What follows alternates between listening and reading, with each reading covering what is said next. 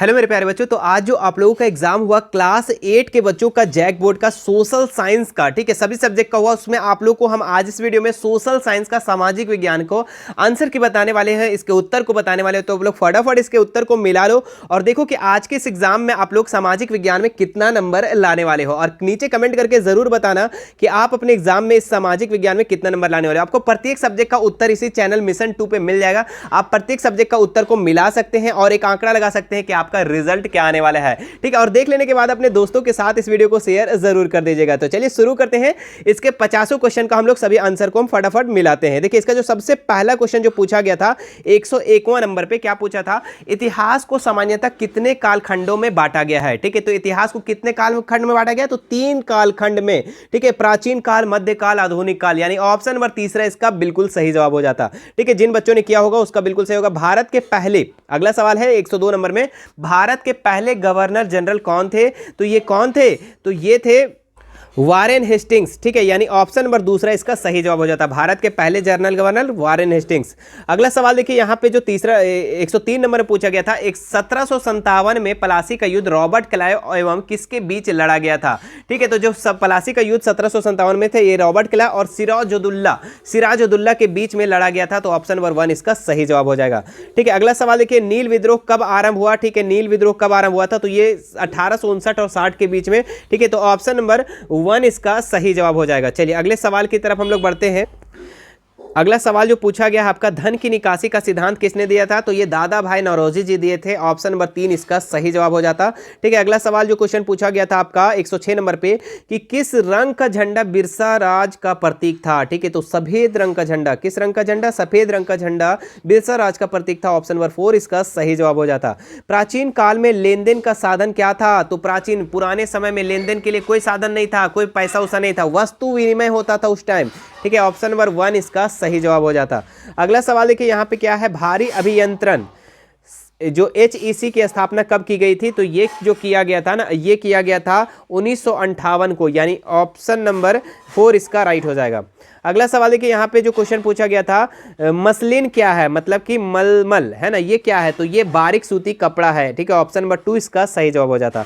अगला सवाल देखिए 10 नंबर में क्वेश्चन जो पूछा गया था, 1857 के विद्रोह को किस नाम से जाना जाता है, तो इसी को तो सिपाही विद्रोह 1857 की क्रांति के नाम से जानते थे हम लोग, ठीक है। ऑप्शन नंबर 2 इसका सही जवाब हो जाता।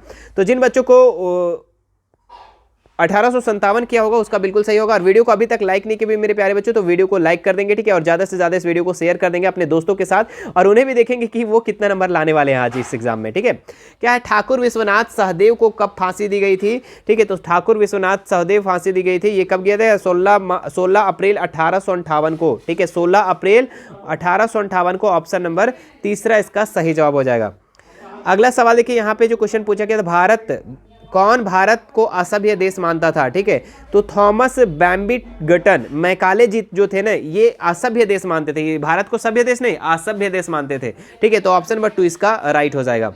चलिए अगला सवाल देखते हैं हम लोग, क्या क्वेश्चन पूछा गया था आपका, ठीक है। शांति निकेतन की स्थापना कब हुई थी, तो शांति निकेतन का जो स्थापना हुआ था ये 1901 में हुआ था। कब हुआ था, 1901 में हुआ था, याद रखिएगा। चलिए अगले सवाल की तरफ हम लोग रवाना होते हैं। क्या है, किस भारतीय समाज सुधारक के प्रयास से सती प्रथा का अंत किया गया, तो सती प्रथा का अंत किस समाज सुधारक, तो राजा राम मोहन राय, राजा राम मोहन के ही समाज सुधारक थे जो सती प्रथा का क्या हुआ, अंत किया गया। चलिए अगला सवाल देखिए यहाँ पे क्या दिया हुआ है, वर्ण व्यवस्था आधारित था, ठीक है। तो वर्ण व्यवस्था 4 था ना, क्षेत्रीय वैश्य ये सब, ठीक है। तो ये किस पर आधारित है, तो ये जन्म पर आधारित था, ठीक है। तो ऑप्शन नंबर 1 इसका राइट हो जाता। चलिए अगला सवाल देखते हैं हम लोग, जालियांवाला बाग हत्याकांड किस वर्ष घटित हुआ, ठीक है। तो ये किस वर्ष घटित हुआ, तो 13 अप्रैल 1919, यानी ऑप्शन नंबर 4 इसका सही जवाब हो जाएगा, ठीक है। अगला सवाल देखते हैं हम लोग, भारत का राष्ट्रीय खेल क्या है, तो हॉकी है, ऑप्शन नंबर 1। चलिए अगला सवाल जो क्वेश्चन पूछा गया था, मानव स्वयं में एक क्या है, तो ये एक प्रकार का संसाधन है, क्या है, मानव स्वयं में एक प्रकार का संसाधन, ऑप्शन नंबर 1। चलिए जैव संसाधन होता है, जैव संसाधन क्या होता है, 119 नंबर का जो उत्तर हो जाता है, जीव जंतुओं से व्युत्पन्न, यानी ऑप्शन नंबर 1। चलिए अगले सवाल की तरफ बढ़ते हैं। वैसे संसाधन जिनकी प्रकृति शीघ्रता से नवीकरण कर लेता है कहलाते हैं, क्या कहलाते हैं, तो वो नवीकरणीय कहलाते हैं। क्या कहलाते हैं, नवीकरणीय, यानी ऑप्शन नंबर 1 3 इसका राइट हो जाता। जलग्रह किसे कहा जाता है, हमारा पृथ्वी है ना, हमारा पृथ्वी को जलग्रह कहा जाता है, ठीक है। चलिए अगले सवाल की तरफ आइए आप। क्या है, निम्नांकित में कौन सी विधि तीव्र ढालों पर मृदा अपरदन को रोकने के लिए सर्वाधिक उपयुक्त है? ठीक है, तो जब सीढ़ीदार नुमा जब खेती की जाती है ना, तो उस टाइम क्या होता है, मृदा अपरदन उससे रोका जा सकता है। तो समोच्च रेखाई जुताई यानी ऑप्शन नंबर 3 इसका सही जवाब हो जाएगा। विश्व वन दिवस कब मनाया जाता है? तो 21 मार्च को बाबू, 21 मार्च को मनाया जाता था। ऑप्शन नंबर 2 इसका सही जवाब हो जाता। चलिए अगला सवाल देखते हैं, किस खनिज को काला सोना कहा जाता है? ठीक है, तो काला सोना किसे कहा जाता है? तो काला सोना जो कहा जाता है ये कोयला को कहा जाता है। ऑप्शन नंबर 3 इसका राइट हो जाता है। अगला सवाल देखते हैं हम लोग, क्या है, बॉक्साइट उत्पादन में भारत में झारखंड का कौन सा स्थान है? ठीक है, बॉक्साइट उत्पादन में झारखंड का कौन सा स्थान है? तो ये आपका दूसरा स्थान, ऑप्शन नंबर 2 इसका सही जवाब हो जाता है। अगला सवाल देखते हैं, निम्न में से कौन ऊर्जा परंपरागत स्रोत नहीं है? ठीक है, तो इसमें से कौन ऊर्जा परंपरागत स्रोत नहीं है? तो ये चौथा इसका उत्तर हो जाता है कोयला। कोयला जो है ऊर्जा का परंपरागत स्रोत नहीं है। अगला देख लीजिए हम लोग, सवाल क्या है, सुनहरा रेशा कैसे कहा जाता है? तो ये जूट को कहा जाता है, पटसन को मेरे प्यारे बच्चों, ऑप्शन नंबर 1 इसका सही जवाब हो जाता। अगला देखिए, निम्न में से कौन प्रमुख पेय फसल है? प्रमुख पेय फसल चाय, कहवा, कॉफी, ये सब क्या है, पेय फसल। ऑप्शन नंबर 2 इसका सही जवाब हो जाता। अगला सवाल देखिए यहाँ पे, मनुष्य की जिन क्रियाओं से आय बढ़ती है, आर्थिक उन्नति होती है, उन्हें क्या कहते हैं? तो उसको आर्थिक क्रिया कहते हैं। जिससे हम मनुष्य इनकम कमाता है, अर्थ अर्जन करता है, उसको हम लोग आर्थिक क्रिया कहते हैं। ठीक है, चलिए संचार का एक साधन का उदाहरण है, तो संचार है ना, संचार कैसे हम लोग एक दूसरे से ट्रांसफर करते हैं ना, तो ये हमारा क्या हो जाएगा, इंटरनेट क्या है, संचार का एक बहुत अच्छा साधन है। ठीक है, हम लोग देखते हैं कहाँ से बात कहाँ से कहाँ लेते हैं। ठीक है, अभी हम आपसे बात कर रहे हैं, ठीक है, तो हम लोग इंटरनेट के ही माध्यम से आपसे बात कर रहे हैं। ठीक है, आपको हम वीडियो प्रोवाइड करवा रहे हैं। ठीक है, इंटरनेट के माध्यम से। ठीक है, बताइए, हम यहाँ पे घर में बैठे हुए एक चार दीवारी में, और आप लोग भी चार दीवारी में वहाँ पे बैठ के सुन रहे हैं। ठीक है, तो है कि नहीं है? बिल्कुल। किसे उद्योग की जननी कहा जाता है? तो लोहा को उद्योग की जननी कहा जाता है। ऑप्शन नंबर 1 इसका सही जवाब हो जाएगा। अगला सवाल देखिए यहाँ पे, टिस्को को कोयला कहाँ से प्राप्त होता है? तो टिस्को को कोयला जो प्राप्त होता है नोवा मुंडी से होता है। ठीक है, पश्चिम यानी ऑप्शन नंबर 3 इसका सही जवाब हो जाएगा। अगला सवाल देखते हैं, प्रति 1000 पुरुष पर महिलाओं की संख्या को क्या कहते हैं? तो लिंगानुपात कहते हैं। ऑप्शन नंबर 3 इसका सही जवाब हो जाता। अगला सवाल देखिए यहाँ पे, विश्व की कुल जनसंख्या का लगभग 75% लोग रहते हैं, तो ये कहाँ रहते हैं?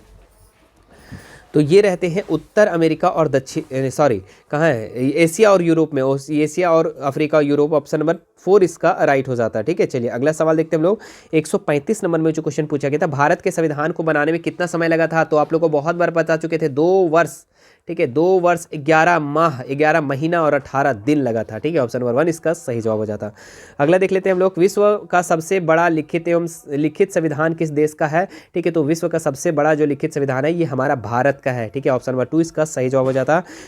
भारतीय संविधान की प्रारूप समिति के अध्यक्ष कौन थे? तो ये doctor Bhimrao Ambedkar. Option number 2 इसका सही जवाब हो जाता। अगला सवाल देखते हैं हम लोग, क्या है, भारत एक संप्रभु राष्ट्र बना। ठीक है, देखिए संप्रभु राष्ट्र जो बना था ना, ये 26 जनवरी 1950 को बना था। लेकिन यहाँ पे जो सवाल पूछा गया है और ऑप्शन जिस हिसाब से दिया है, तो यहाँ पे मान लो कि यहाँ पे स्वतंत्रता मान लो। ठीक है, चूंकि थोड़ा सा यहाँ पे मुझे भी दिक्कत लग रही है। ठीक है, आप लोग क्या होगा इसका कमेंट करके बताना।